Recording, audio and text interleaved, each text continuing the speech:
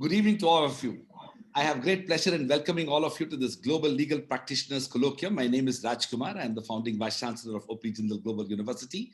It is indeed my proud privilege to welcome our very distinguished guests, whom I will introduce very shortly. I would also like to extend a warm welcome to all of you to this webinar on the legal profession in the age of COVID-19, the future of litigation and law firms. COVID-19 is no more just a health crisis. While human lives may be the highest price paid, the world is now spiraling into a state of economic and humanitarian crisis. Unequal access to healthcare, reverse migration, xenophobia, domestic violence, racism, job losses, migrant workers crisis are some of the many side effects of this pandemic. In times of this chaos, the legal and judicial systems play a very important role in avoiding the ill effects of the pandemic from reaching apocalyptic dimensions, to protect and even strengthen our legal and constitutional rights, while we are to some extent being asked to temporarily suspend them in some cases due to the required measures of lockdown, making the role of courts, litigation, and even law firms more complex in the current context. Not only are we faced with a broader demand of justice, but also faced with the challenge of operationalizing justice in the times of quarantine, lockdown, and indeed gradual unlocking of our society. Even law firms have reinvented the machinery to work from home using technology. While the very esteemed three-judge bench, which recently issued guidelines to transition to virtual courtrooms, the Indian legal system is indeed witnessing a revolution of sorts. But this is obviously very limiting, with little or no impact at the lower levels of justice delivery mechanisms. Therefore, this colloquium is an important platform to seek a response to some important questions to define the future of litigation and law firms from the leading legal minds of India and beyond. I have great pleasure in introducing my guests. Ms. R.V. Anuradha is a partner at Claris Law Associates. Prior to this, she was a partner at Amachand Mangaldas. Her focus areas include trade law and policy, environmental law, carbon financing, and climate change. Her work relates to both transactional practice as well as policy advisory work. She is one among two lawyers from India, recognized by the International Who's Who of Trade and Customs Lawyers for 2009. Anuradha graduated from the National Law School of India, University, Bangalore. She has a master's degree from the University of London, where her focus was on law and development and international environmental law, and from the New York University School of Law, where her focus was on international economic law. Welcome, Anu. Thank you. Ms. Purvi Chotani is the founder and managing director of LawQuest, an immigration and employment law firm headquartered in Mumbai, and the law office of Purvi Chotani PLLC in Florida. Purvi heads the global immigration practice at both these firms. She is an alumna of Penn Law School, is admitted to the New York State Bar, and is a registered and practicing solicitor in England and Wales. Purvi has been consistently nominated amongst the world's leading immigration private practice lawyers in Who's Who Legal each year since 2009. Purvi was one of the 101 women lawyers from all over the world who relayed her success story in the American Bar Association's prestigious publication, quote, The Road to Independence, 101 Women's Journeys to Starting Their Own Law Firms, unquote. She's also been listed amongst one of the top 100 most powerful women in law in India. Welcome, Purvi. Mr. Shyam Divan, he was a senior advocate of the Supreme Court of India, working primarily on civil litigation across banking, securities law, arbitration, administrative law, and environmental law. He often represents citizens group in several environmental cases and is currently also assisting the Supreme Court as an amicus curiae in the Bellary case involving illegal iron ore mining in Karnataka. He is a member of the Executive Committee of Law Asia and co-chair of the Law Asia Human Rights Section. He is also an executive committee member of the Bar Association of India and part of the Board of Consumer Education and Research Center in Ahmedabad and chairman of the managing committee of the Indian School. Thank you, Shyam, for joining us. Mr. Arvind Nair is a senior advocate and arbitrator at courts and tribunals in Delhi with a focus on company law and banking practices and labor and service laws. Arvind was designated as senior advocate by the High Court of Delhi in 2017, and his practice spans appearances in the Supreme Court of India, the High Court of Delhi, and the various commercial tribunals situated in Delhi. He appears in a variety of practice areas, including banking, company law, insolvency, service matters, and competition law. Arvind also appears and conducts ad hoc and institutional arbitrations as an arbitrator. He has represented clients in proceedings in court seeking interim relief, the appointment of an arbitrator, and challenges to arbitral awards. Most importantly, Arvind and I were classmates at Campus Law Center, Faculty of Law, Delhi University. Thank you, Arvind, for joining us. Thank you, Raj. Thank you. Mr. Ritin Rai, a senior advocate at the Supreme Court of India. Ritin is a graduate of Campus Law Center, Delhi University. He went on to complete a BCL from the Oxford University and a LLM from Harvard Law School. He began his career at international law firm Jones Day, where he spent 2 years. He then worked at Pathak and Associates for 3 years before setting up his independent practice in Delhi. Ritin has expertise in commercial and regulatory disputes in all areas, including telecom, company law, insolvency, and competition law. Ritin is the first international lawyer to be inducted into 7 King's Bench Walk. He joins a small but significant group of Indian lawyers associated with a set of barristers' chambers in London. Thank you, Ritin, for joining us. Thank you, Raj. All right, let's begin this. My first question is to Shyam Dhiman.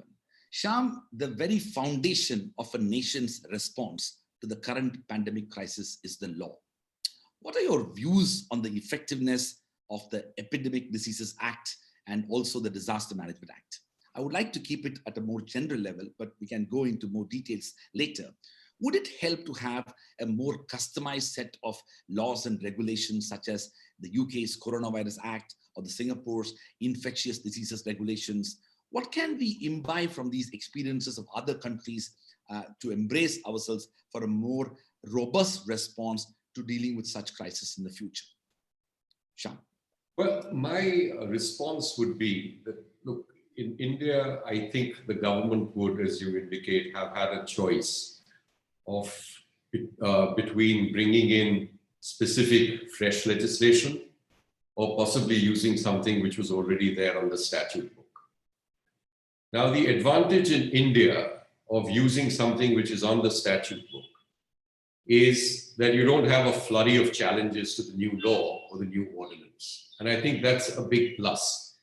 If you have something like the Disaster Management Act, which is already on the statute book for, a decade and a half, and you have an Epidemics Act, and you feel that the language of that statute is wide enough to support the broad purpose of your executive actions over the next 6, 8, 12 weeks, then I think you will probably find that most courts and most citizens would support you, even though those statutes may not be exactly tailored for a global pandemic of this sort. So I think there's a wide berth which both the citizenry and courts would extend to the executive in a situation such as this. And therefore, I think, considering that you didn't have parliament and you do not have parliament in session, the choice between an ordinance versus using something which is existing, which has broad language, was, I think, a call which the government was required to make. And I think this is a probably reasonable call, having seen the statutes and the few amendments that they brought in. That said, I think there are several advantages in bringing about a new statute. Obviously, there are concerns now, contemporary concerns, which may not have been addressed earlier by the earlier laws. One of those concerns which strikes one is privacy concerns. The second concern is, how long is this going to continue? So do we require a sunset provision? Had we a new law, I think we would have had some sort of a horizon. We would have had a sunset provision. We would have had specific provisions with regard to targeted aspects regarding protecting privacy, which is creating a large amount of problems. And you're also finding that you have situations where I think in their enthusiasm, governments are probably extending themselves in the form of overreach. For example, you have what I find problematic is you have certain directives which are going in respect of free speech and the dissemination of information using provisions under these statutes. But I think on a case-by-case basis, we have a fairly robust system which can correct any excess which takes place.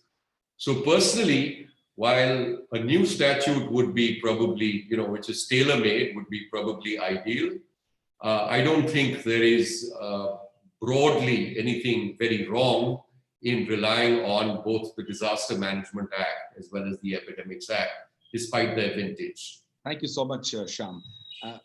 Maybe I should move to Anuradha. Anu, one of the things that we have realized during this phase is that a large part of our community, in the sense of people across India, have been plagued by disruptions born out of COVID, such as larger, aspects of unemployment, the migrant crisis, which was very visible, cyber frauds, including some of the latter effects of domestic violence.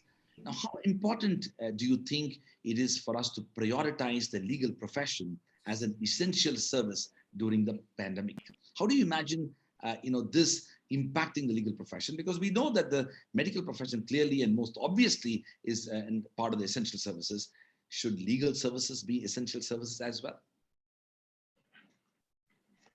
I guess there's no easy answer to that, Raj, because in a sense, as far as the transactional advisory part of lawyering is concerned, as Purvi had mentioned this before, we started, it's kind of been a seamless space of working. But the questions that you have raised is really where it impinges on right and liberty.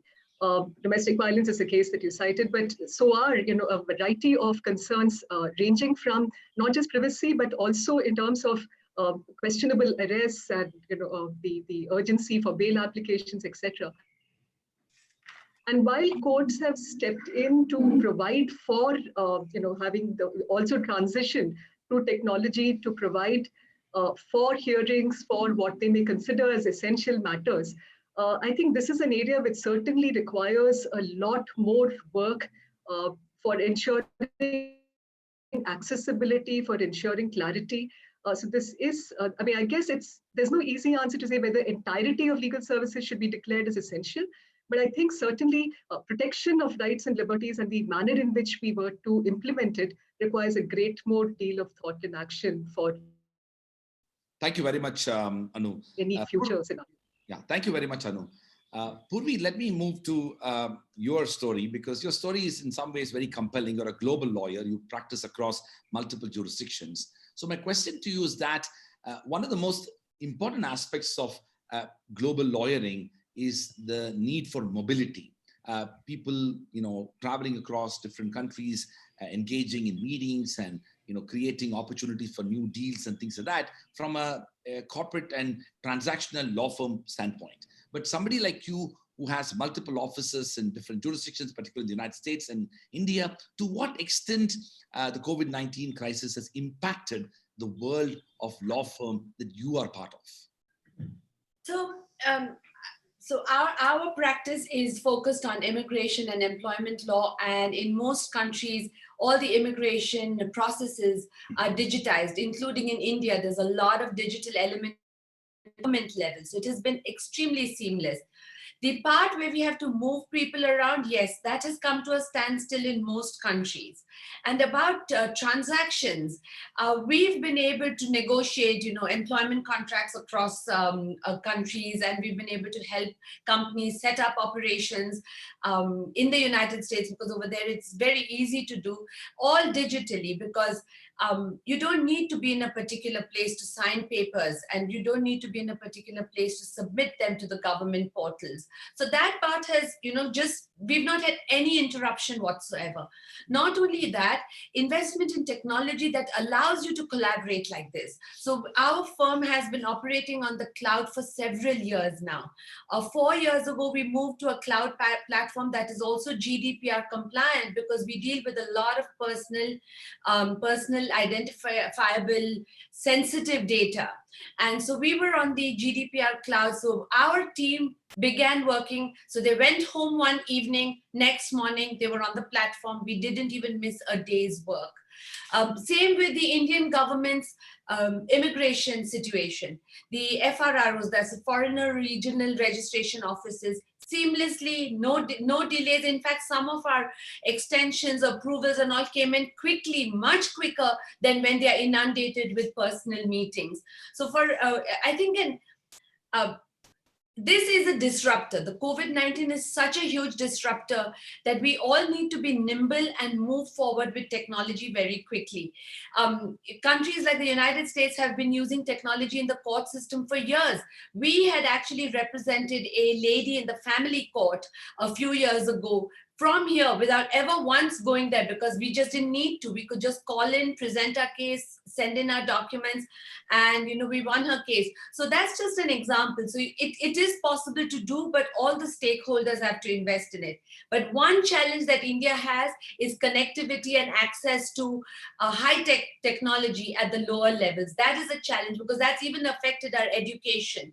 Education has gone online, but our domestic workers' children, our drivers' children don't have access to that education because they don't have smartphones. Thanks. So we have a different challenge. Thank you very much, Purvi. Let me move to Ritin. Ritin, of course, you also have now become a global lawyer in that sense. But let me take you through the Indian context a bit. Whether it is in some states where labor laws are being eased out to fuel the economic recovery, or the current need for a more stringent data protection act to protect individuals as they migrate into Arogya Setu app, COVID-19 has indeed impacted and highlighted the significance of law, whether it is in healthcare, human rights, or information technology. However, it has also resurfaced some of the cracks and in many ways the limitations within the legal system. So what are some of the most important innovations and renovations required in the Indian legal architecture as we think about the future? No, I mean, I think maybe let me just start with a note of positivity. I mean, even our courts have already innovated and made some strides even in just the last 2 months. But clearly what this pandemic has shown us is the real need to continue to build and focus on our institutions and our institutional safeguards. So you already asked about the data protection regime. It's been hanging fire for the last 2 years or more. And we've seen the confusion it's caused with this Arogya Setu app, for instance. It was made mandatory first, then it was just a suggestion. The app itself has had problems. There have been cases of false positives. So I think we really need to use this as an opportunity to understand that we need to keep building our institutions and make them more robust. In terms of some of the discussion of repealing the labor laws, I think I personally found that very, very troubling.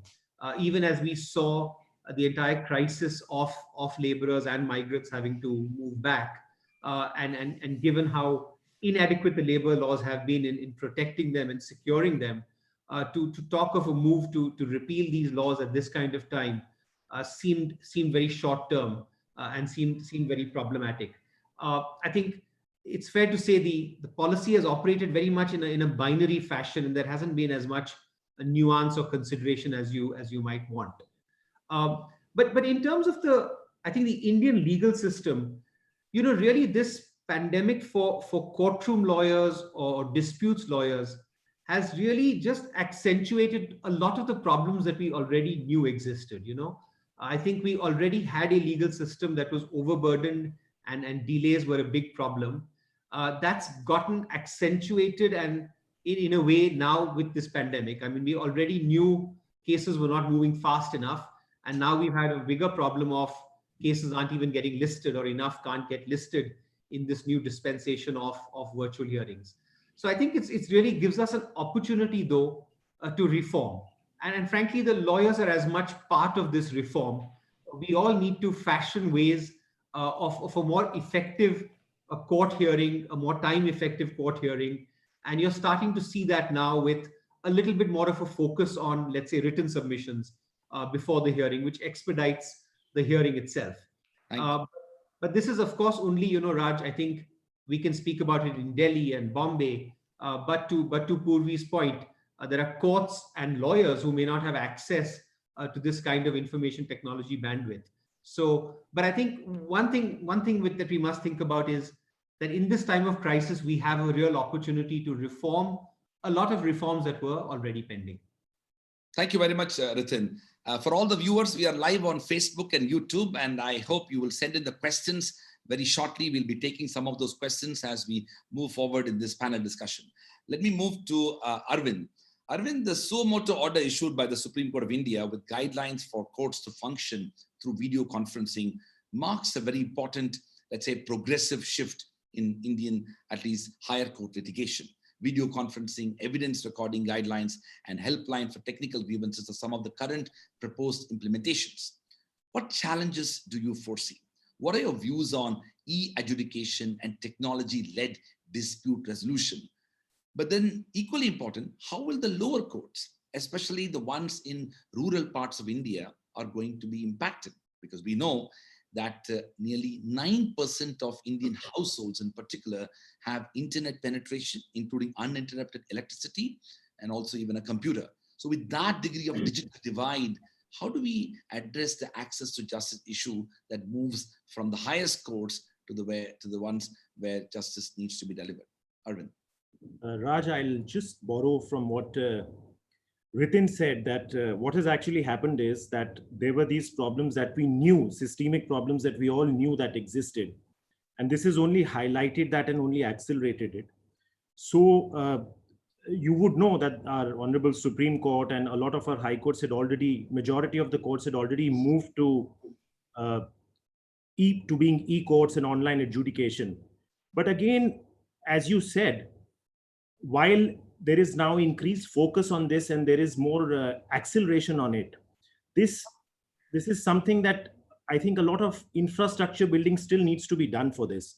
Because I'll give you the example, and I think it's best to give examples because this is a crisis for which nobody was prepared.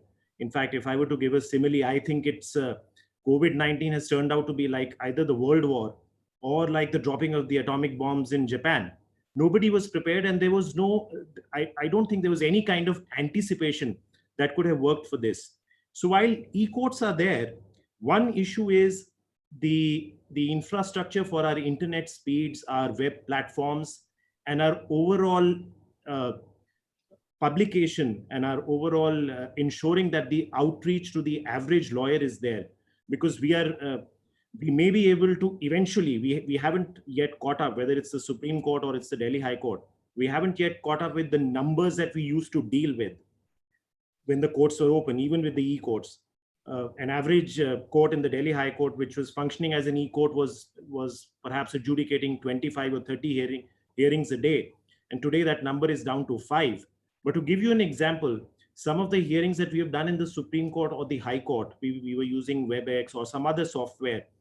And there have been reports of people having assembled ready for when their submissions at 10:30 in the morning, and their turn only came in at 5 or 6. So those are those structural issues that we'll have to, one is the technological innovation part of it, which we need to, I think there is plenty of scope for that. The other issue is, what do we do in the interiors? What do we do, let's say, in a small town in Bihar or Chhattisgarh or Arunachal? What do we do in a tehsil or a district in Rajasthan? So the other thing is the publicizing.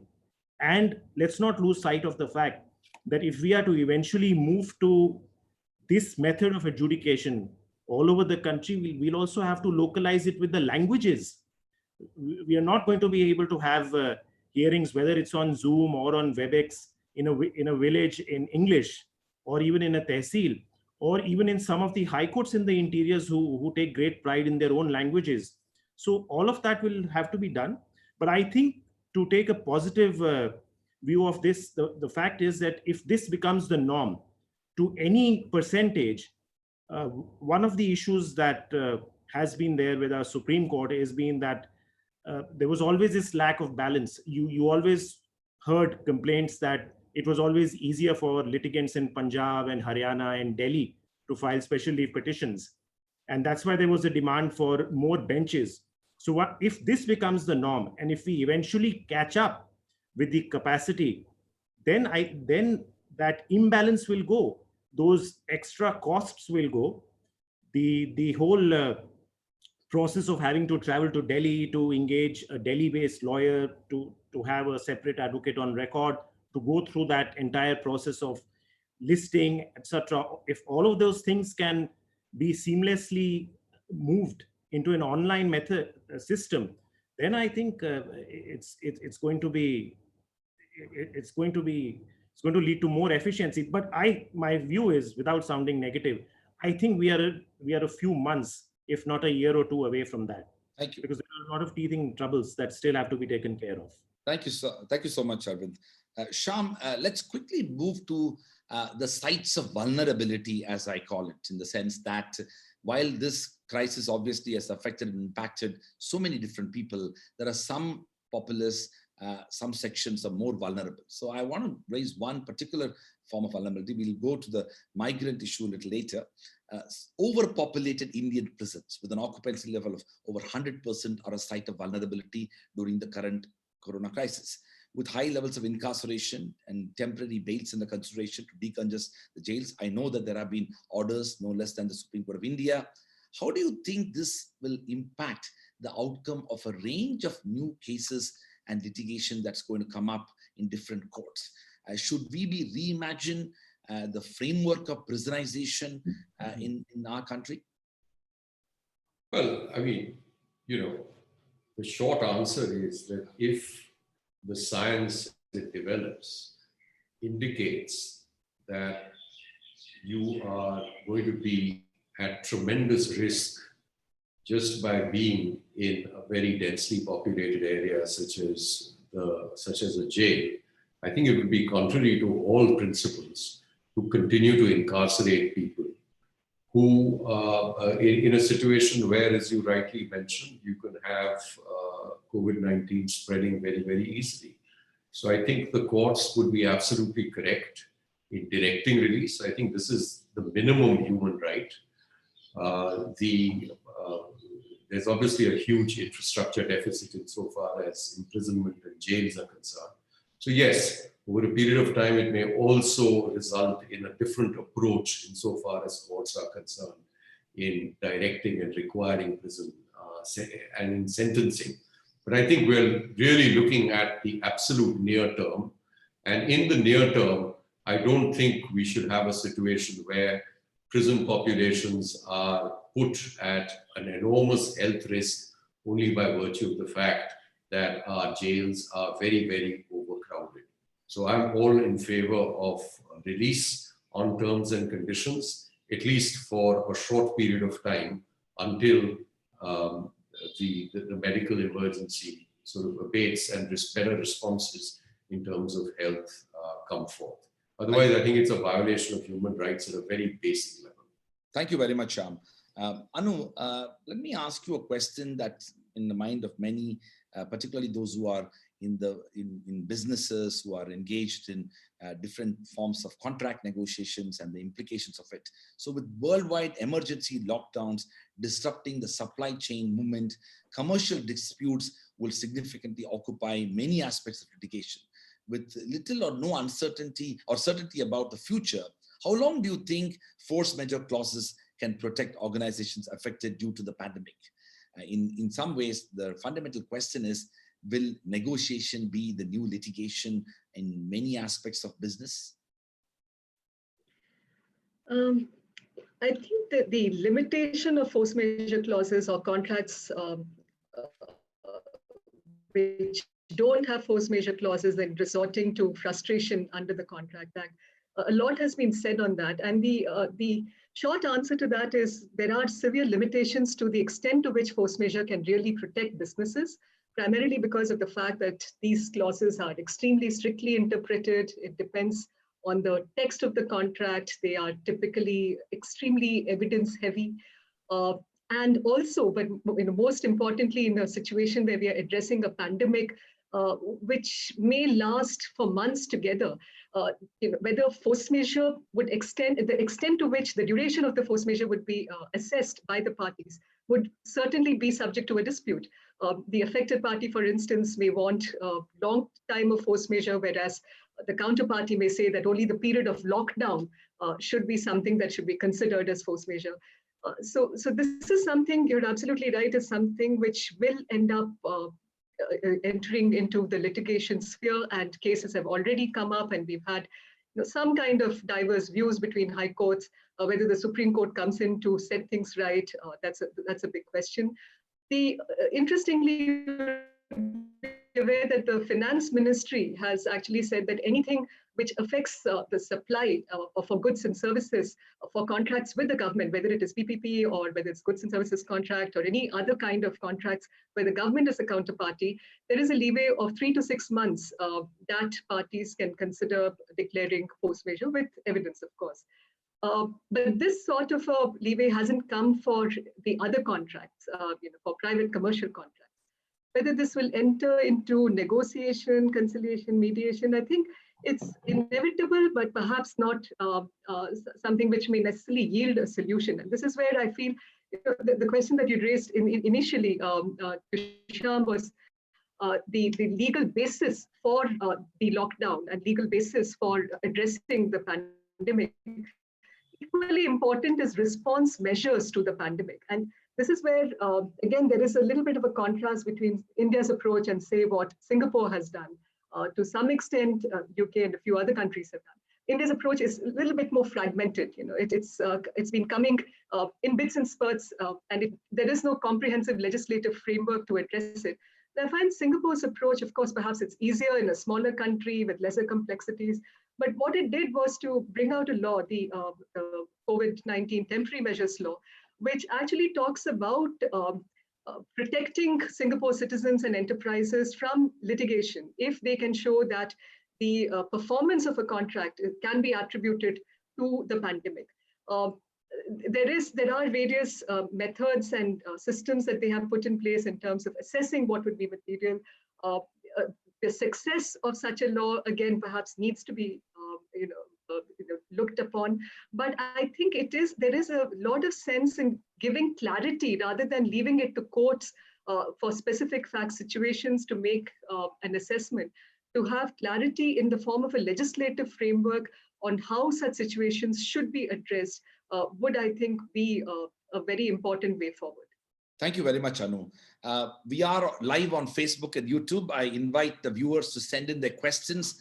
Shortly, we will be taking up those questions with our panelists as well.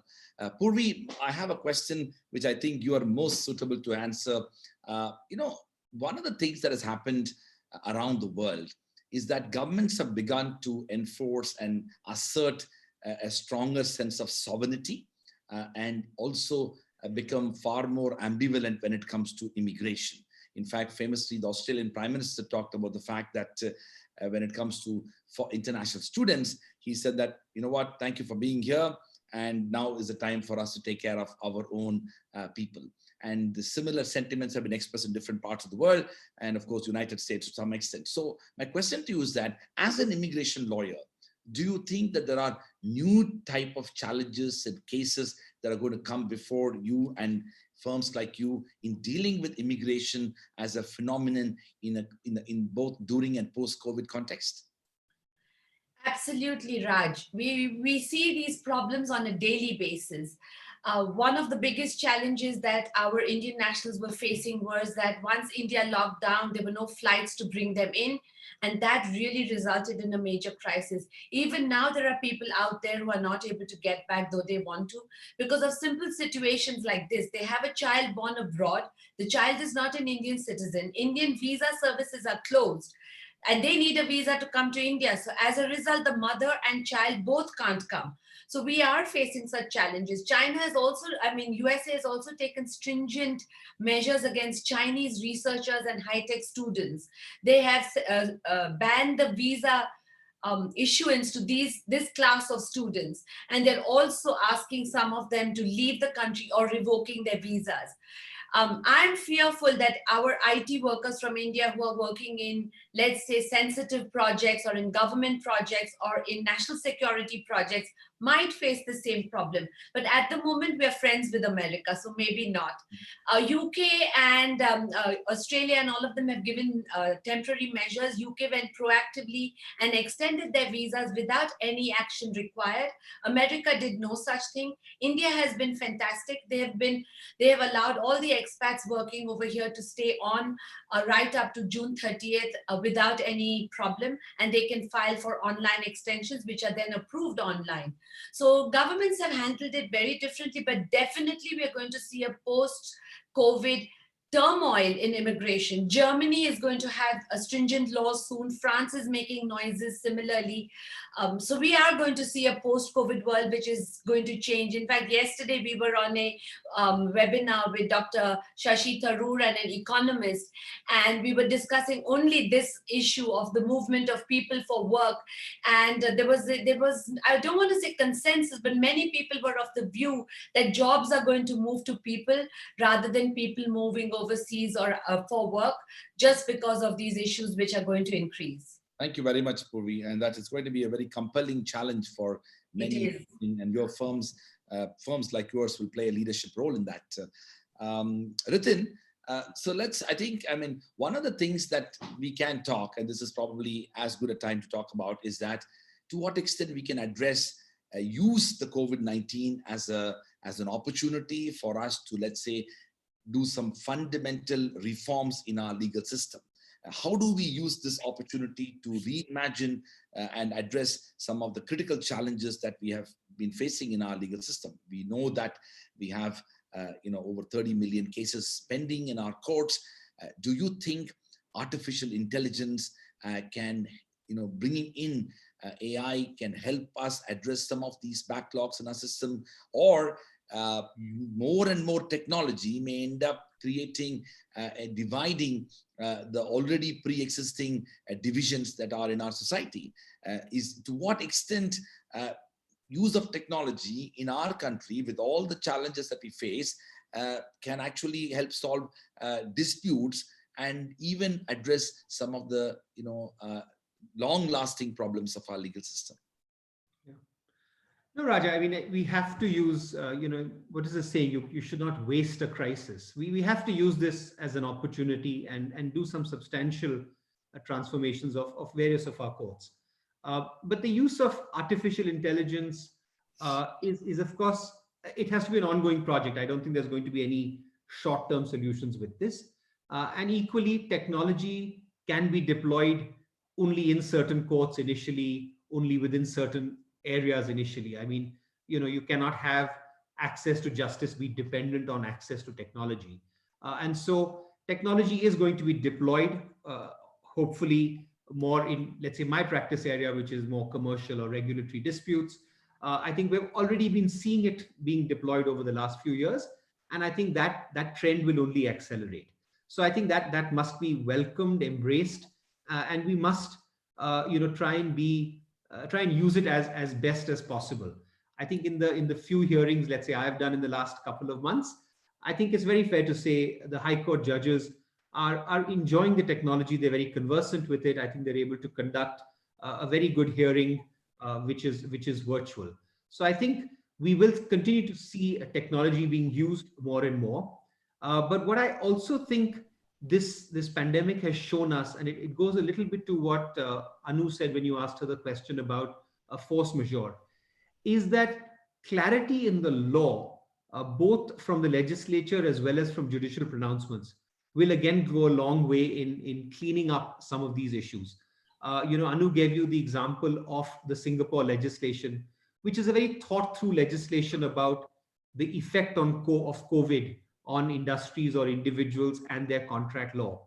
We can contrast that, let's say, with our insolvency and bankruptcy code, where 2 months ago we were told this code will be suspended, and it took 2 months for the government to come up with an ordinance, which it finally promulgated just yesterday. And the ordinance is a one-size-fits-all. It's just suspending the code in a blanket way for the next 6 months. I think those kinds of legislation which are not clear will again lead to more and more litigation. So I think as we face this challenge, artificial intelligence, use of technology are obviously going to be great assets, and we must deploy them. But there are also other things we should look at, which is just basic clarity in our legislation. And maybe I can add one more point, which is, as the legal community also struggles with work in this COVID environment, the judges can appoint commissioners to record evidence from the legal community. So I think we've got lots of resources here which we can deploy at this time, again, to address what has really been a problem with our legal system and gets accelerated or highlighted at a time like this. Thank you very much, Ritin. Arvind, I think one of the things that we have not done so far effectively, at least from where I see, and you are part of the legal profession in a more closer manner, is that the growth and evolution of all forms of alternative dispute resolution, the full range, not just arbitration, but also mediation and conciliation and all of that. And I say that because of the fact that, how much of our capacity we try to increase and improve within the legal system in the form of courts, and we have a lot of work to do.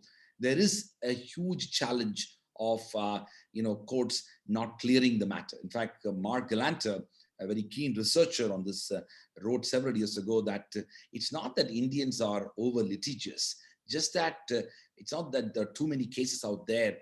It's that things which go in don't come out, and there's absolute clogging within the system.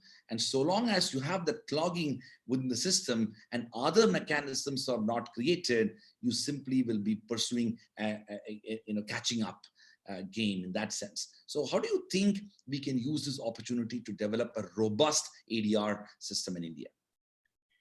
I think this, as Ritin said, we should never waste a crisis. So I think there is a slew of measures that can be taken. We'll also have to see what kind of interventions come from the authorities. For instance, the Insolvency and Bankruptcy Code was one example where an act has come and it's suspended everything.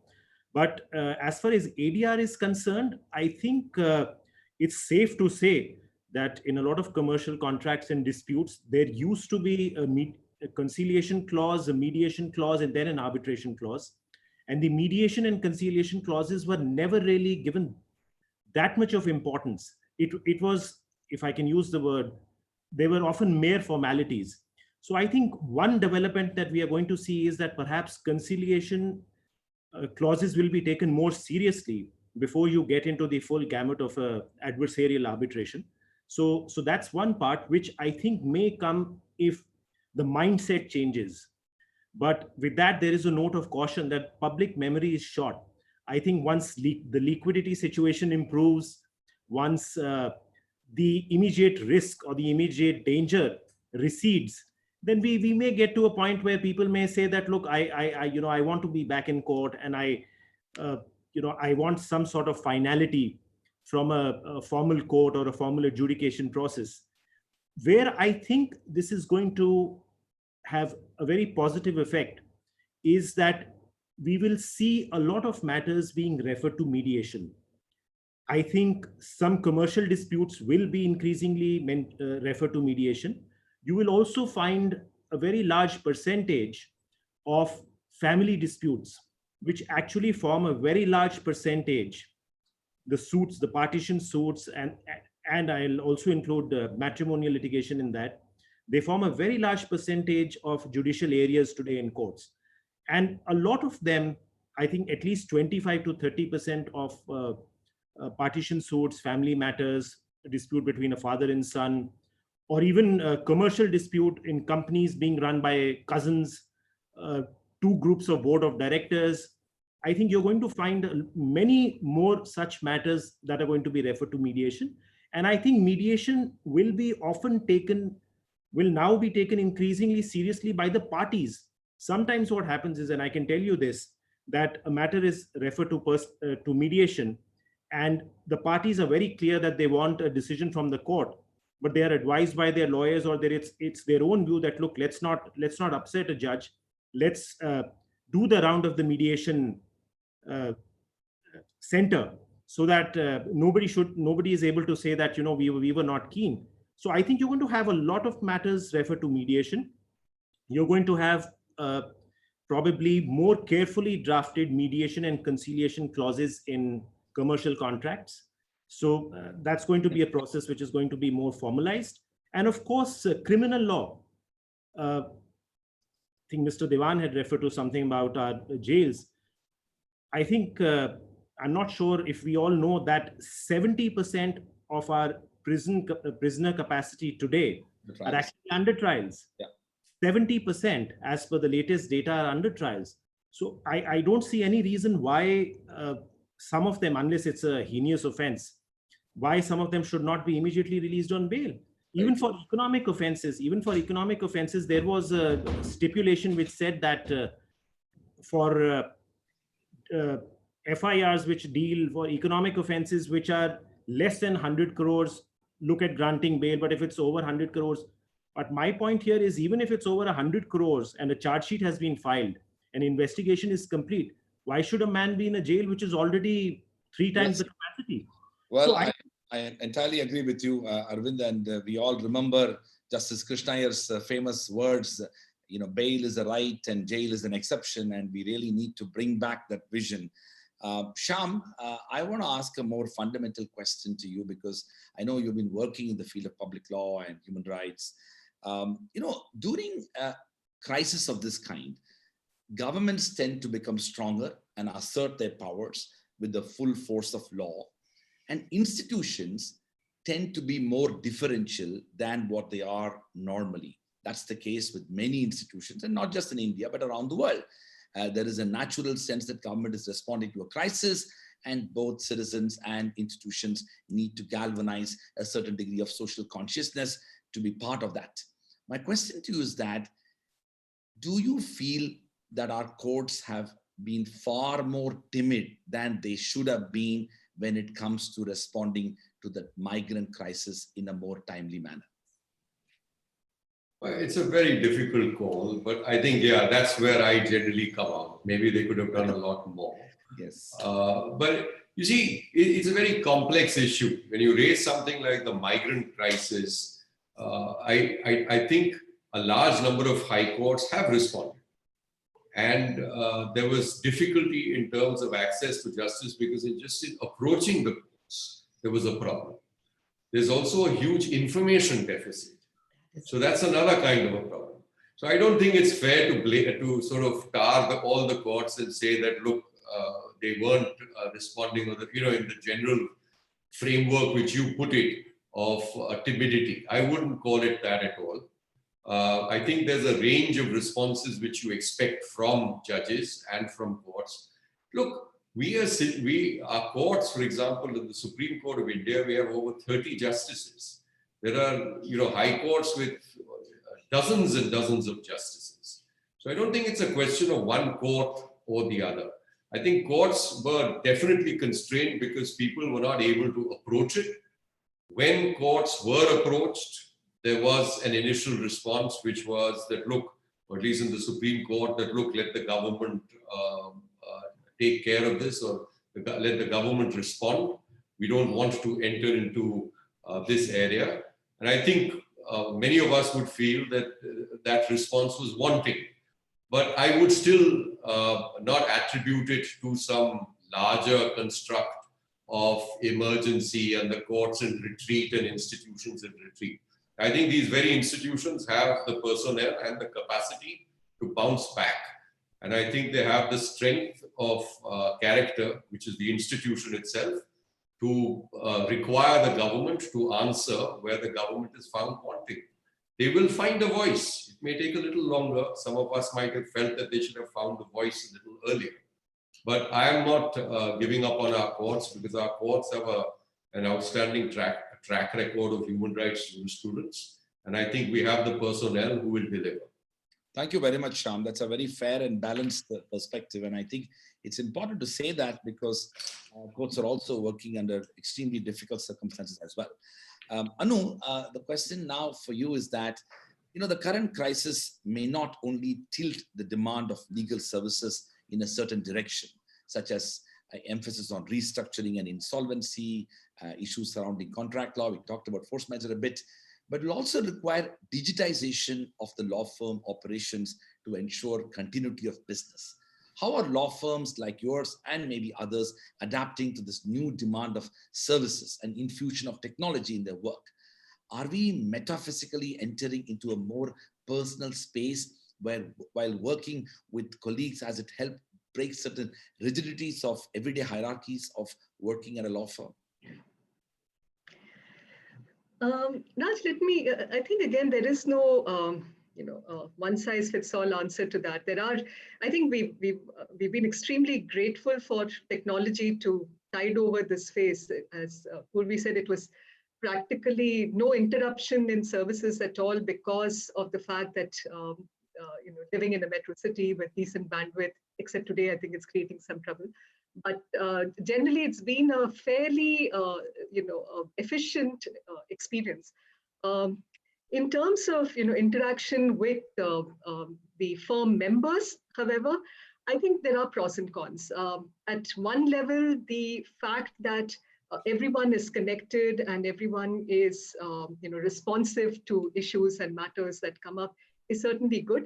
But I think law as a profession is really a profession for experiential learning, and a virtual situation is essentially a very isolationist kind of a world. However much we may rely on Zoom and WhatsApp chats and team interactions and all of that, I think it's really no long-term substitute for an office space, which can be far more vibrant in generating ideas and sharing of thoughts, picking up books and doing the research which firms like ours still encourage a lot more.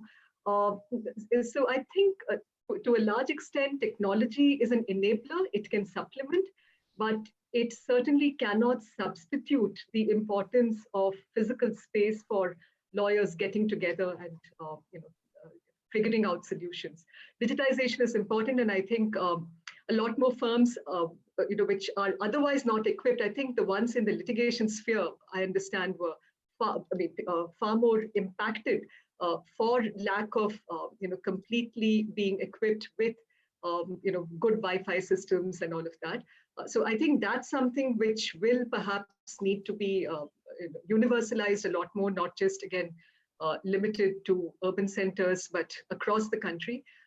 But overall, I think even for firms in cities like ours and doing largely transactional advisory work, it's really digitization is not a substitute. It can only supplement. Thank you, Anu. We are live on Facebook and YouTube, and I have already received 100+ questions. So we will be getting into the Q&A session very shortly.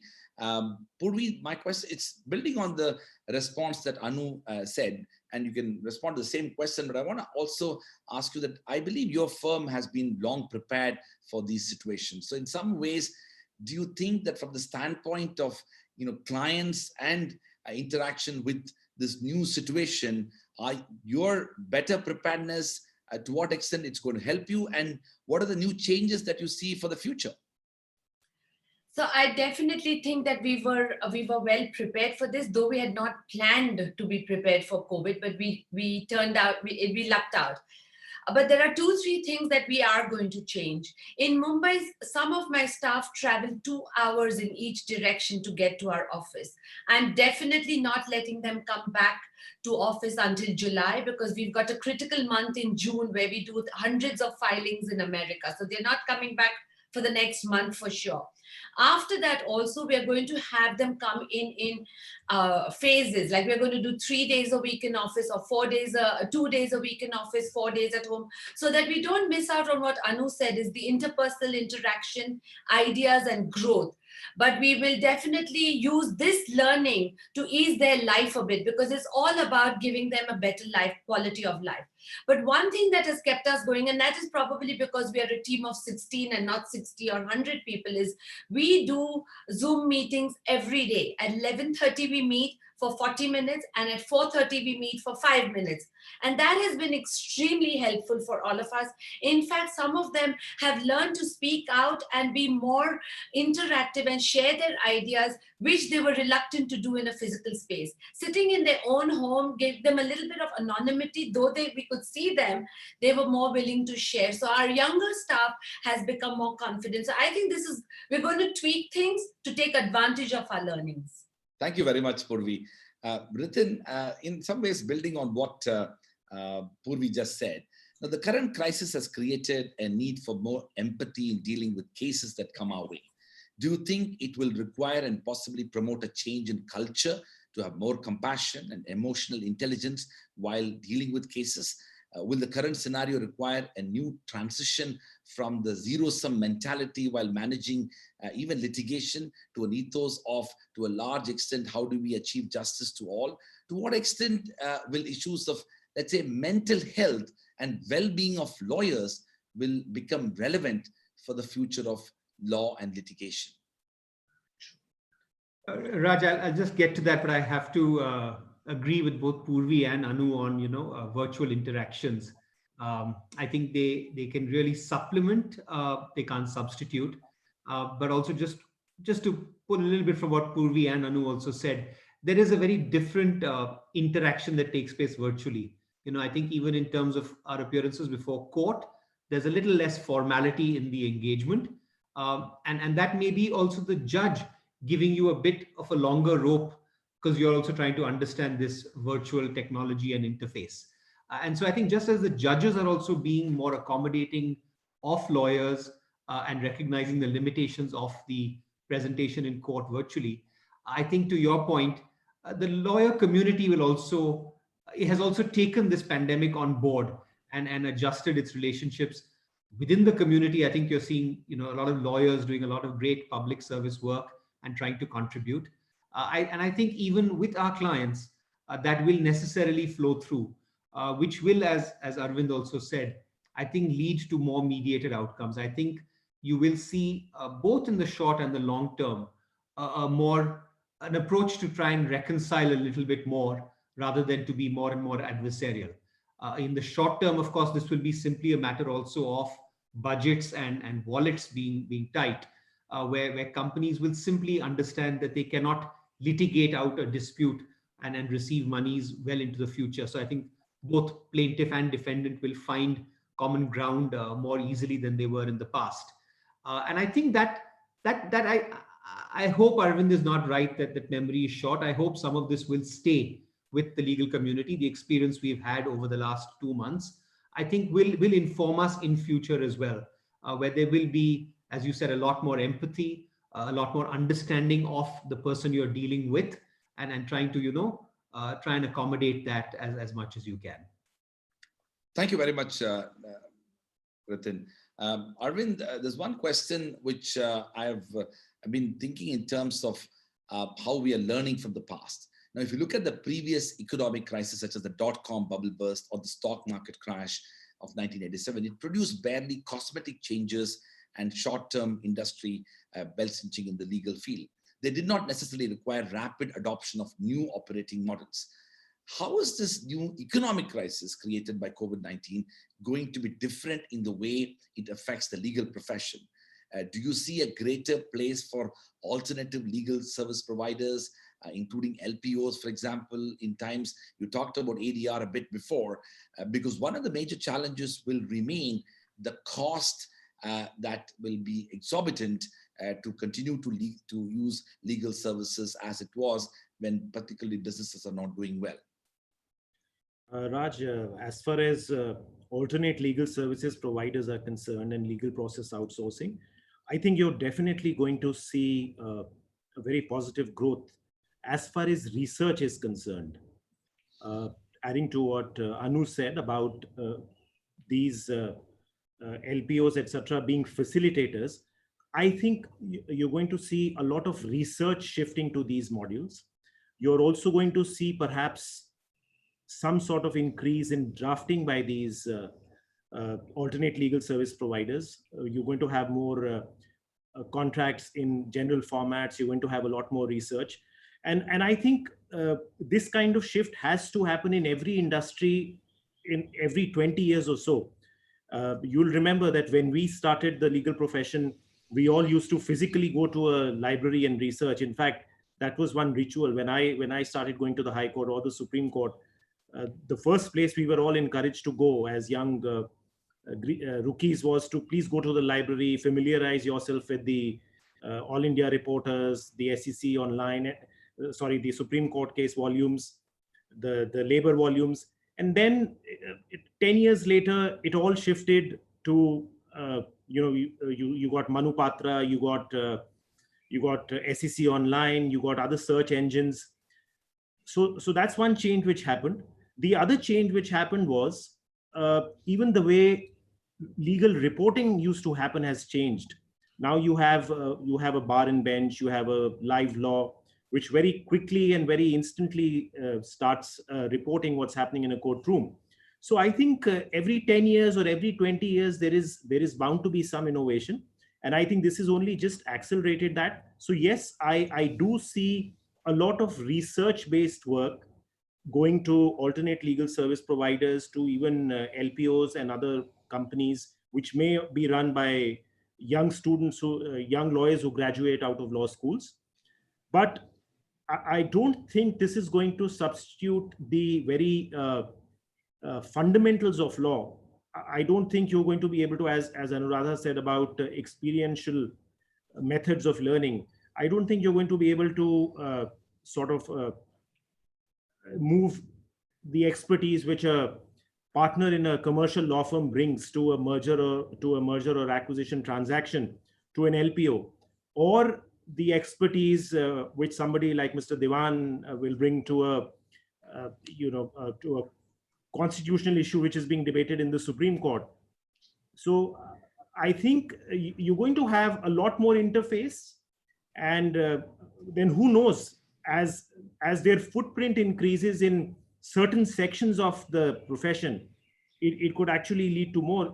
You're definitely going to see a lot more alternate legal service providers working in certain branches of law. For instance, data privacy is a prime example. You're going to, I think, a lot of IPR work, which was in any case, along with immigration, as Purvi said, which was very dependent on automated systems, is going to also shift to LPOs and legal service providers. But as far as the thick and thin is concerned of the court, or drafting a merger document or a demerger, I don't think that's going to shift, not just yet. All right, thank you very much, Arvind. All right, we have 150 plus questions. I want to first thank the panelists to answer my questions. Now we'll pick up a few questions from, I have a question for Mr. Shyam Dewan. Shyam, this question is from Mollika Sridhar. Mollika is asking, since lockdown, whether any judgments pronounced by the Supreme Court and possibly high courts, which have been operationally implemented, will such judgments become good precedents in future when normalcy returns, and are there mechanisms to see the implementation of those judgments? Shyam. Well, from what I understand of the question, have there been judgments which have been delivered during this period? The answer is yes. I know of several judgments which have been delivered by the Supreme Court of India. They've been pronounced, albeit in a virtual court setting, etc. So those are as effective as any other judgment which is pronounced in open court, in a physical court. So I think those will certainly be implemented. Those will certainly be enforced without any difficulty. I haven't seen, or at least in my limited experience, I haven't seen a full trial or a full hearing and a judgment beginning to end in a Supreme Court setting, though we do have many situations where the court has heard both parties and decided to dispose of a case. That happened in a matter which I did a few days ago, where you just had a very short hearing, the matter sort of bouncing back and forth between counsel on opposite sides, as well as with interactions of the court. And the court was quick to pronounce a final decision in the matter, altering the lower court's decision slightly. So that was a final judgment. It will be fully and completely implemented. So I don't think there's any difficulty with regard to the efficacy of the judgment. But the problem is that it's very few cases which the court has a capacity to handle for the present. So unless that is ramped up, and that in my experience is very improbable in the near term, you're going to have very few judgments which come out. Thank you, Shyam. Purvi, there are lots of students who are watching this program as well. And several students, one of the dominant questions that they're asking is that to what extent the current crisis is going to shape the future of the legal profession itself. The opportunities that they might have in the future, are there some areas of law which will become more dominant and more prominent? Should they be thinking about those areas as they think about law school studies? So I mean, I always think that the legal profession has got thousands of opportunities, especially for people who are hardworking, use their smart brains, because if they've gotten into a law school, they're obviously smart to start with, but they've got to work on it, develop their smartness, and forge on. But yes, definitely looking for niche practice areas is a very good idea. I chose a niche practice area about 15 years ago, and I'm having fun. A lot of the largest law firms in India send me work because they know I'm not going to work on in their space. So finding a niche practice area is very good. There was a young student about 10 years ago whom I knew, who wrote just a few articles and did research on the law on gambling and online gaming. And now he has a very successful practice in this area. So I would say, guys, keep on top of things. Look at what is happening around the world. Yes, litigation will continue. Litigation is never going to go away as long as we are human beings. We're going to fight. But there are many ways in which you can even specialize within litigation. So I would suggest read a lot, be up to date with current affairs, and find a niche area, because a boutique practice might be more attractive to clients, because then the prices are lower, you are able to contain your costs. So you might have a better chance at building a larger practice if you are in a niche area. Thank you very much, Purvi. That's very useful. Ritin, there are a number of questions from Sheetal and Asmat, Pradeep and Vijay and Stark. And the heart of the question is about to what extent some of the reforms that we're talking about, including reforming the ADR system, e-courts, e-adjudication, how much are these going to remain temporary measures, and somehow after we overcome this crisis, we go back to the previous not so good normal? Yeah. I mean, I think this situation has already lasted, over 2 months and counting. It will last, unfortunately, a fair bit longer, and it will last long enough, I think, that the change won't just be transitory. I think we will imbibe some of these changes. And Raj, I think when you look at some of these changes that may come, I think it's not too unfair to say a lot of these changes were resisted also by the bar. And now I think the bar will find it harder to resist some of these changes, which make for a more efficient dispute resolution system. Once the change is adopted, and if it actually works, then I think you'll find it hard to go back to what used to be normal. Because if the new system is working, clients are appreciating it, and it is even enabling easier hearings or better hearings for judges, then I think it'll be hard to go back to the earlier regime. Let's talk about one issue which we haven't, for example, talked about so far, which is costs. And maybe now courts will insist on a more stringent system of costs, where frivolous petitions which are brought to court receive a harder sanction from court. And if we start implementing something like that, I think it'll be more lasting. So I think, like I said, I mean, this transition will go on for a while, and in that while, we will realize that there are more efficient ways of doing things. And if we actually see that they are more efficient, it will be quite hard to go back to business as usual, or as how things used to be. Thank you very much. Anu, there's a very interesting question, and there are 3-4 questions which raises the issue of gender in the legal profession. We know that there are the number of judges in our higher courts and Supreme Court. Women are far lesser. Even the successful legal practitioners who happen to be women are even lesser. So the question that many of our viewers are asking is that, to what extent the current crisis, but also generally speaking, legal profession needs to focus on diversity and diversifying it, and particularly a stronger role for women?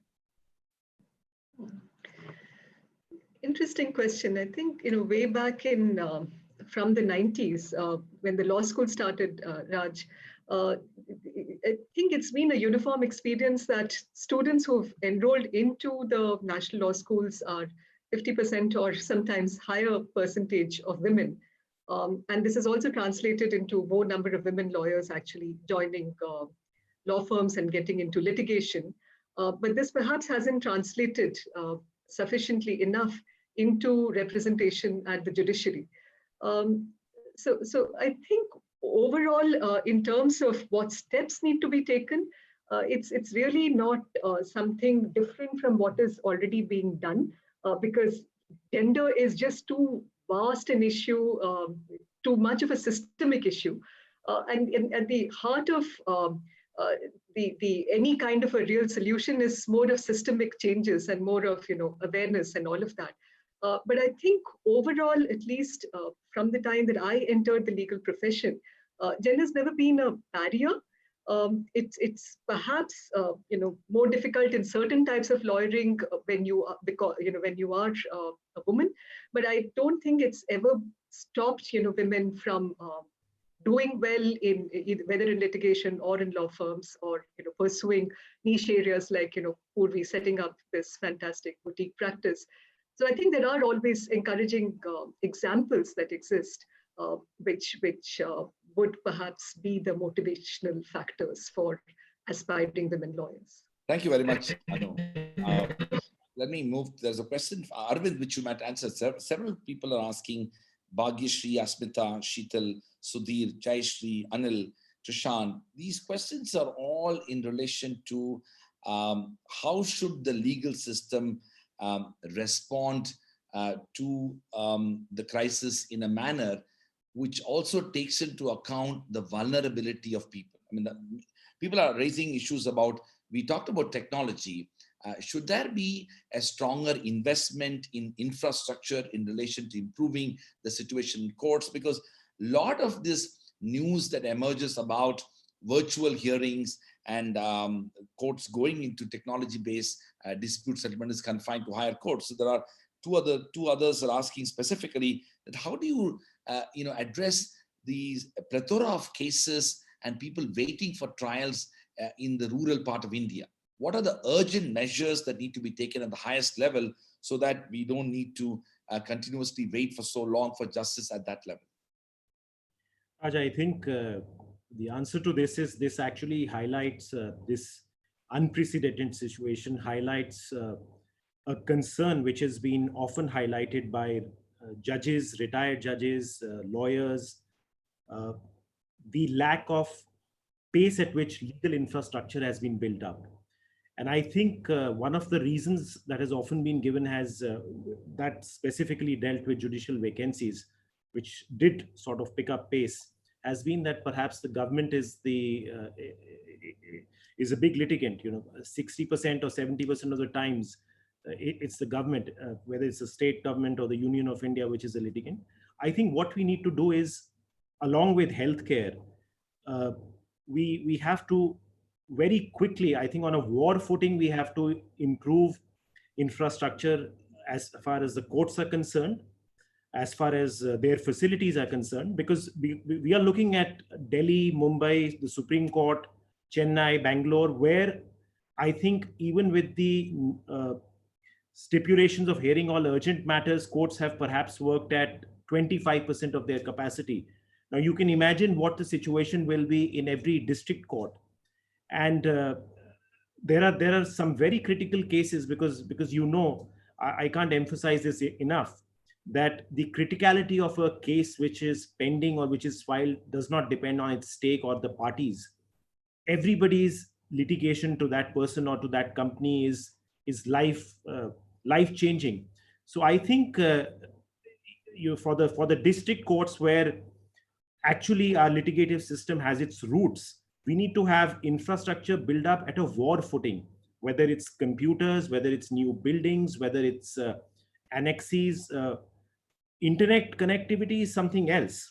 That of course is a basic which has been exposed to us now. But the improvement in buildings, the improvement in chambers, libraries, the capacity, the number of judges we have per units of population, I think there has to be a huge improvement. And I'll give just two examples. I think recently, and these are examples from the capital city. Recently, there was a report where there was a report, I think 2 days back, that an 80-year-old had to file a petition in the Delhi High Court because he was being turned away from all hospitals. And he died before his case could be taken up. Now, notwithstanding the fact that the Delhi High Court has been extremely proactive, perhaps we need to have a system now in anticipation that if there is a future situation of a lockdown or a curfew, we will at least have facilities that at least some of our writ court benches will be there on a daily basis.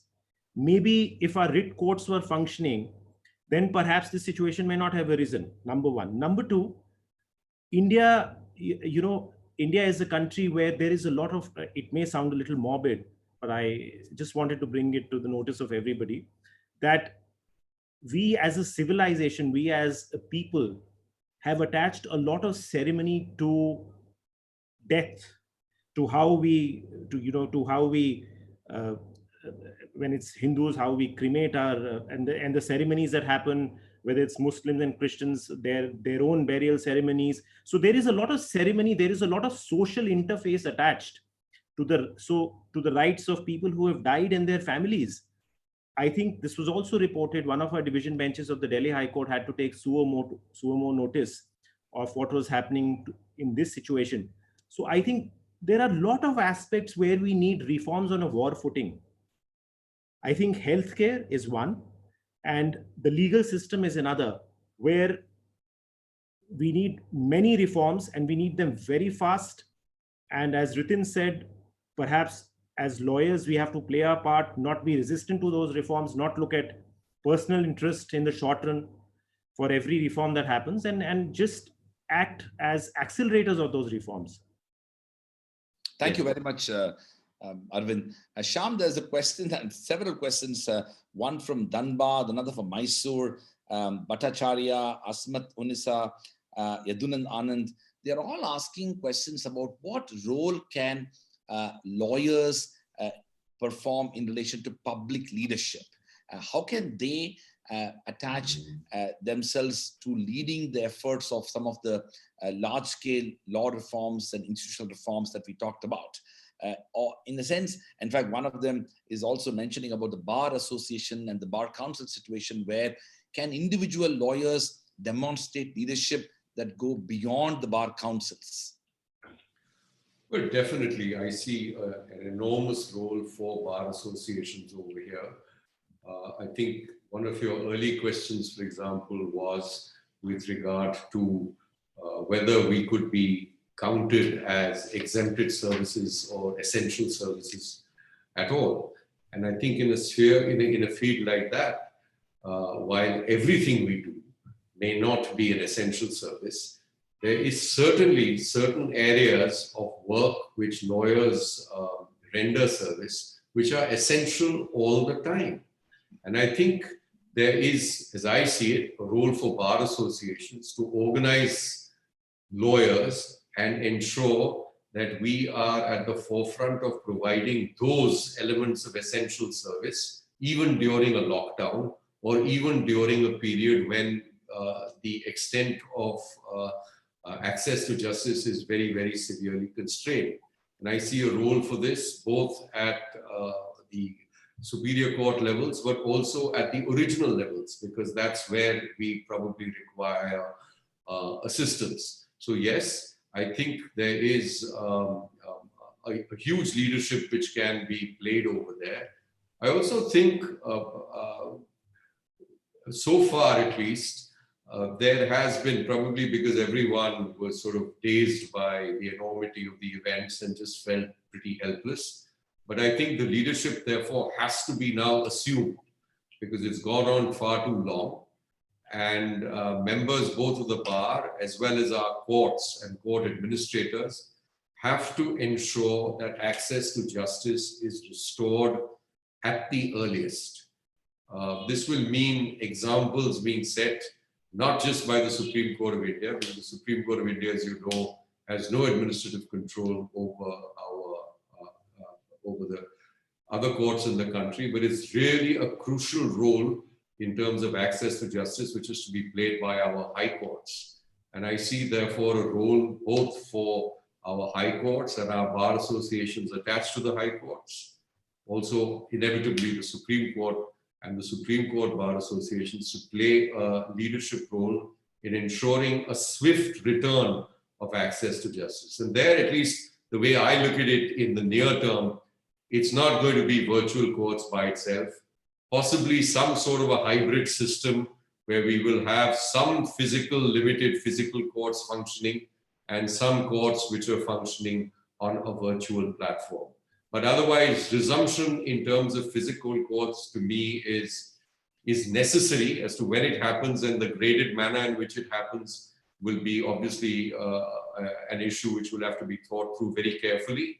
But otherwise, for the vast majority of lawyers who are assisting in this process, I think they do not have the capacity to quickly access courts through this virtual links. So the courts don't have it, the infrastructure doesn't have it, the people who are at the forefront virtually of trying to get relief for the clients don't have that technology available to them. So I think reopening physical courts safely but quickly is, I think, imperative. Thank you very much, Shyam.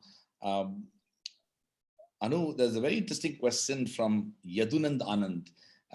Yadunand is asking, I wish to know what is the way forward for lawyers to work closely with CS and CA? What efforts could be taken by institutes and Bar Council in this regard? With IBC law, there is need for more formal tie-ups in the Indian context. The foreign firms already have such tie-ups in Mumbai and Delhi. Please throw some light on it. I don't know whether you can answer the question, but I can just share some thoughts. In terms of the discipline of CS or CAs and the role that they play in certain spheres of law have always existed. I think the question perhaps asks itself more to partnerships and the fact that multidisciplinary partnerships is not something that is allowed under Indian law. I'm not of the view that it's an essential aspect that needs to be addressed. Perhaps there are benefits to it. I really haven't applied my mind. But despite the fact that multidisciplinary partnerships do not exist, the fact that there is a need for cross-fertilization of disciplines and ideas and the role that the CS plays in any kind of corporate compliance work, for instance, is tremendous in terms of, I think the person asking the question already raised the issue of insolvency and that being an area where different expertise is really required, and the fact that several CA firms are also playing a critical role in that sphere. So again, there's no easy answer in terms of whether we need to move towards multidisciplinary partnerships. Perhaps it would be beneficial, but I don't think it's in itself, the absence of it, I don't think has necessarily been deterrent or thank you very much. Purvi, there's a very interesting question from Abhilasha Ramakrishnan. Abhilasha is asking, while some big and mid-sized firms in India were able to quickly implement work from home policies and adapt to the situation, small firms and private practitioners were to a large extent unable to do so. As a result, many lawyers were laid off or not given salary during the lockdown period.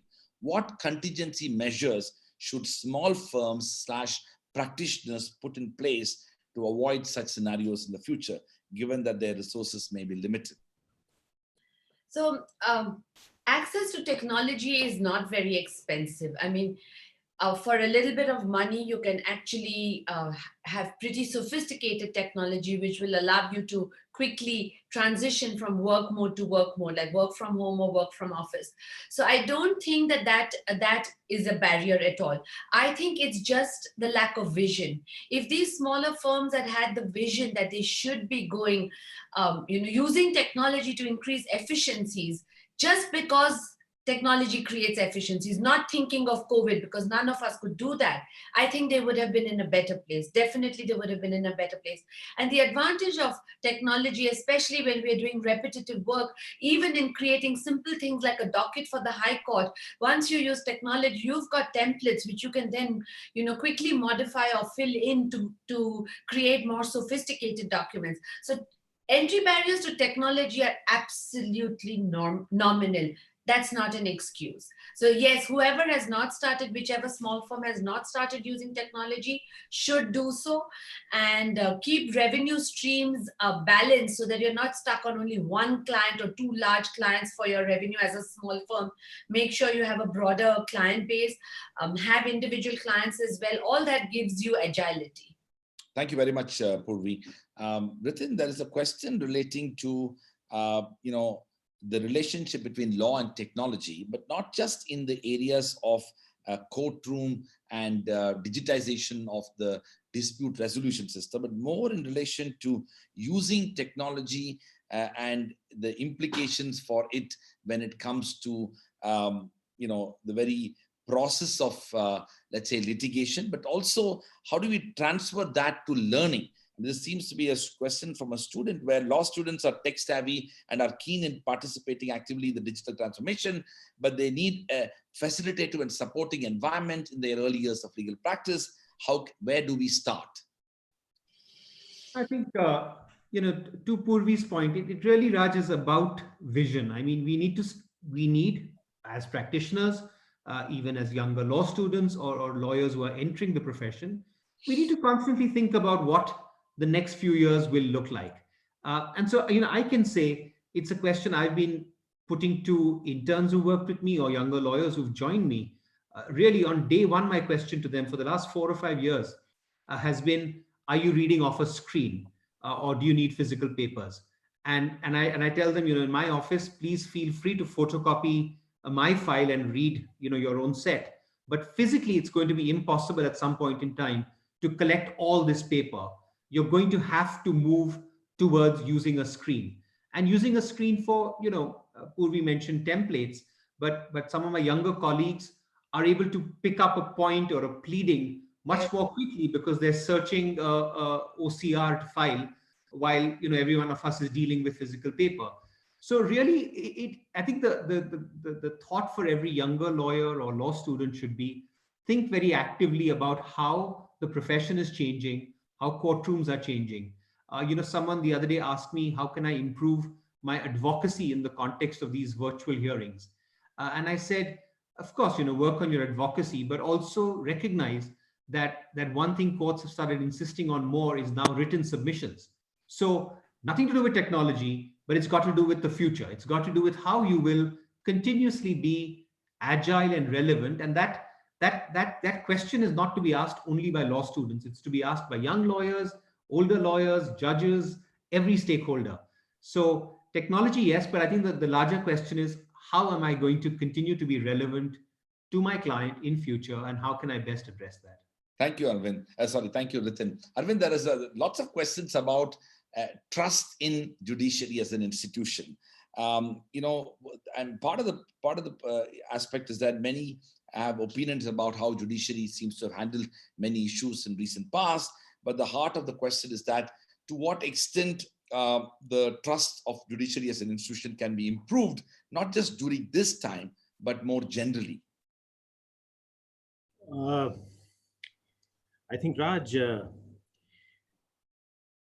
start, issues of trust of judiciary perhaps have come in more due to innovations which have come in the way, as I said earlier, in the way you have proceedings in court being reported. They are being reported quite quickly, and sometimes my own view is, it's not as if I'm advocating any kind of censorship, but sometimes, earlier, if you look 10 years ago or 20 years ago, what was reported was a judgment or an order that was passed by the bench. Now, what is often reported is an exchange which actually doesn't form part of the judgment. There is often an exchange between a counsel and the bench, which is a method of getting to the crux of the matter. And some of these exchanges are reported, and there are perceptions that are formed, which I feel encourage people or groups to have some sort of buildup of prejudice that, X bench is a conservative bench, or this bench is a more relief-oriented bench, or this judge seems to be pro-liberal, this judge seems to be pro-state. I think my own view is that that happens because of a lot of interactions which are actually informal interactions, and which are happening because the judges know, and the councils also know, that they are not going to form part of the judgment. Sometimes it's part of the human element of advocacy, that the bench is trying to understand and is also trying to see the belief of a counsel towards the cause that is being advocated. But having said that, I think something which you are doing, you're ensuring that a lot of sitting judges as well as retired judges are interacting, because the judges, although the judges don't have service rules which prevent them from interacting with people, not necessarily the media, but just the citizenry at large. So they've always practiced self-restraint. But what you're doing, and what is now happening, increased interaction, is sort of demystifying the institution as such, because an average lay person perhaps has not had opportunity to go to the Supreme Court or watch proceedings or try and understand the constraint or the work or the sheer work pressure under which the judges work, whether it's a Supreme Court, whether it's a trial court. I think as this interaction increases, the demystification happens, trust can only improve. Even now, I think there is a lot of trust. If you see comparatively institution to institution, there is a very high quality of interest that is there in the institution, and this can only improve as interaction improves. And I think that interaction is going to improve if this situation continues, and we have more time at hand, we have more interactions which are a little informal in nature, that trust is only going to improve. Thank you very much, Arvind. Listen, I have 100 more questions unanswered, and as much as this is going very well, we need to stop. So I'm going to move to the last question for all the panelists here. Let me begin with Shyam. Shyam, along with that question, there are several questions which have come about. I'm going to add that question also to you. The question of privacy and the use of technology, to what extent it impacts privacy. Arogya Setu specifically have been asked as well by many people who are viewing. But that's one part of it which you should answer. But the main question I want to ask you is that for all those students of law, even faculty members of law, those who are broadly in law schools today who are watching this, what would you like to tell them as they experience this crisis along with their studies and research in law schools? With greater demands of justice created in times of this pandemic, what should they think about when they fashion their own future careers in law, and to what extent that will be impacted? This same question I will request all of you to answer. Begin with Shyam. Well, there's a few points which I think strike me, and at a certain level, it's going to be, I'm going to draw on what others have already said. I think as you enter into the bar and the profession, I think it's a very tough period. I was thinking about this in the context of when I started and joined at the chamber of Firdaus Talia Khan in Mumbai several years ago. And he, the practice then was that you just sort of sat in chamber and waited for work. And that was the norm at that period. You never got paid. You sort of worked up on your senior's brief. And you had to have that little bit of staying power. Now, for those of us who are privileged and, we were being supported by our parents, even past law school, that was all right.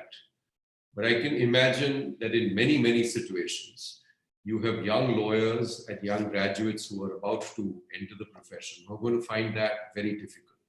But I think, number one, you're going to have a phase of 12 months, even longer possibly, where entering a chamber, joining a firm is going to be a very difficult and tall ask. So the first thing is that you're going to have to believe in yourself and stick around. The second thing, and here I concur with what Ritin mentioned, which is essentially you're going to need a set of skills which some of us may not have required, but which you are going to require in large measure.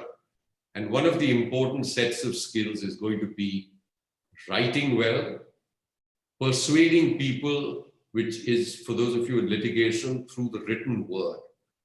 Because I think inevitably with with the extent of the number of cases we have, I think oral advocacy is going to shrink, and at least your appellate court levels, etc. So I would again urge or reinforce that build your skills, including your writing skills, because that's, I think, where the future lies. Thank you very much, Shyam. Anuradha.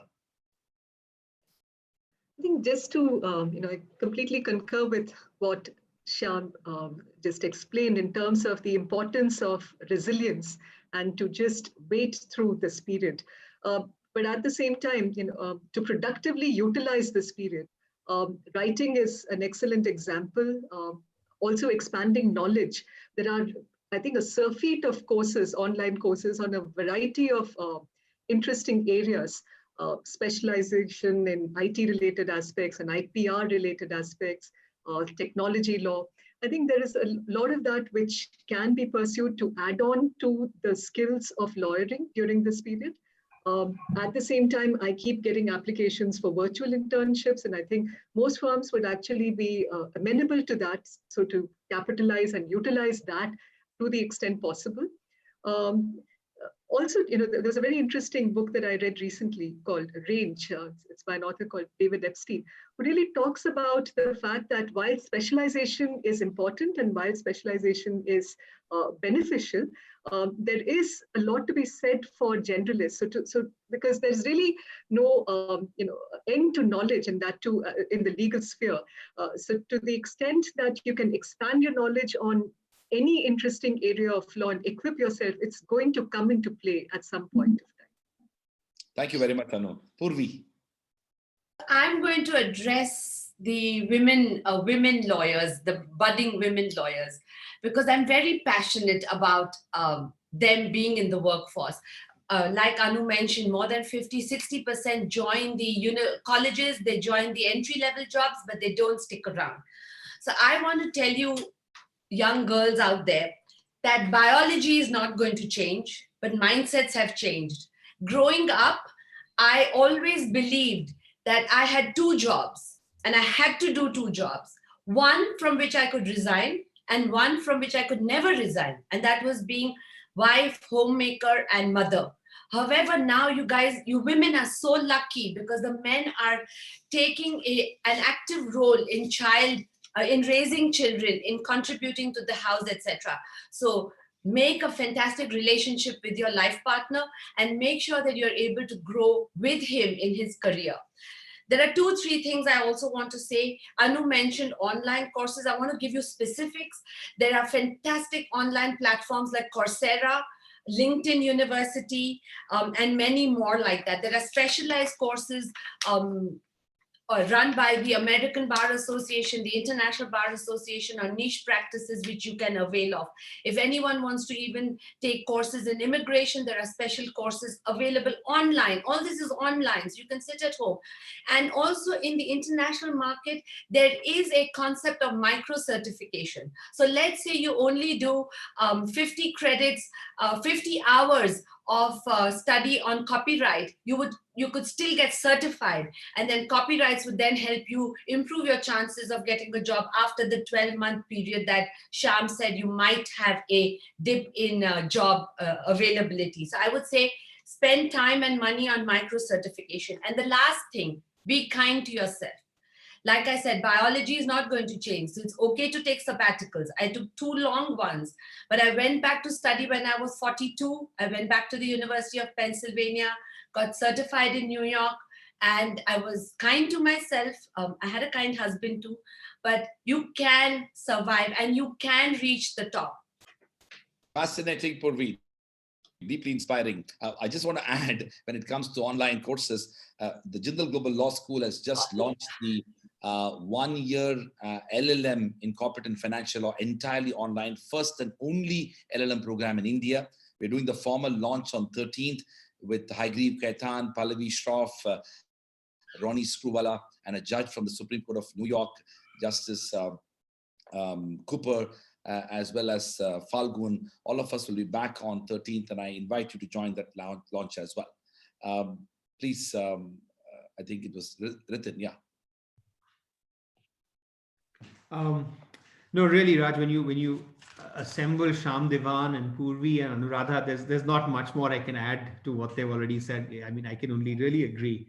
I think, but just to say what Purvi was saying, be kind to yourself. I mean, to all the young law students, this is an incredibly hard time to be graduating or to be joining the profession. And I think be kind to yourself. Don't be too harsh on yourself. You all are not the only ones facing this challenge. I think everybody is facing the challenge, but obviously it's hitting you in a far more different way than it may be hitting somebody who's started out on their career or is more experienced in their career. I think Purvi also made another important point, which is, she said, find a life partner. I would say more generally, enjoy some of this leisure time, read widely, history, philosophy, literature. Don't necessarily only do online courses. Even Jindal's online course, don't only do that, but read more widely. It will stand you in good stead over time. And again, this COVID pandemic is unprecedented, but as you join the profession, as you graduate from law school, I mean, stay committed to what brought you in there, stay passionate about what you do, stay committed to it. As Sham said, be patient about it. This too shall pass. And again, I think I can recognize it. It would be enormously difficult if I was in my final year of law school or even in law school at a time like this. It's not easy at all. But I think some of these life lessons that Sham or Anu and Purvi have spoken about, take them seriously because they will stand you in good stead. Please, Arvind. I think most has been said. I'll just add that along with kindness and reading, just cliche as it may sound, just be very positive and maintain your optimism. This too shall pass, and believe in the resilience of mankind. We recovered from the world wars. We recovered from natural disasters. We recovered from tsunamis and earthquakes, and I'm sure this will pass. And I think this leisure time perhaps may not return once, maybe 6 months, 12 months, 18 months, 24 months, once we have a vaccine, once we have an entire treatment protocol, we go back to the older systems. Perhaps some of us may end up saying that we could have better utilized this leisure time. So a lot of we can read, and as Ritin said, there really is no need for it to be restricted to law. There are so many other elements to that reading. And even within law, there are, even if somebody is interested in IPR, no harm in reading a little bit about public international law, no harm in reading about what Purvi is doing with the way borders are closing. You never know how situations change, which branch of law becomes more lucrative. I think that's about it. Eventually, optimism and positivity. Thank you very much, Arvind. Well, thank you to all of you. All of you panelists have been absolutely amazing. I couldn't have got a better group of people with so much of experience, passion, commitment, dedication, and in many ways, an effort to inspire many people who have been watching this. I want to thank you for taking the time out. By way of full and complete disclosure, one of the remarkable things about that I do as an academic is to bring a lot of busy lawyers and don't pay them anything to talk about the future of law and justice. And this group has been absolutely kind, and I'm really, really grateful to each one of you. I want to thank our viewers for sending in so many questions. I apologize that I couldn't take up those 100+ questions, which are still coming. And keep tuning in, and we will have many more such colloquiums. I want to thank our knowledge partner, Live Law, for also promoting this initiative. This has been a part of a public interest initiative promoted by Jindal Global Law School and OP Jindal Global University. I want to thank all of you for being part of this. We will be back again on Wednesday, the 10th June, on what I call the Indian Judicial Colloquium on the theme Delivering Justice in Difficult Times, the role of courts and judges. We have 5 distinguished sitting judges of high courts: Honorable Mr. Justice Sanjeev Banerjee, Judge of the Calcutta High Court; Honorable Dr. Justice Vineet Kothari, Judge of the Madras High Court; Honorable Mr. Justice Geeta Mittal, Chief Justice of the High Court of Jammu and Kashmir; Honorable Mr. Justice A.K. Jayasankaran Nambiar, Judge of the High Court of Kerala, Honorable Mr. Justice Aparesh Kumar Singh, Judge of the High Court of Jharkhand. We'll be back on Wednesday, 10th June at 6:30 p.m. to discuss this. With those words, once again, I would like to thank each one of you for your presence. I deeply appreciate it. Thank you, Raj. Thank you very much. Thanks Thank a lot. you. Thank you.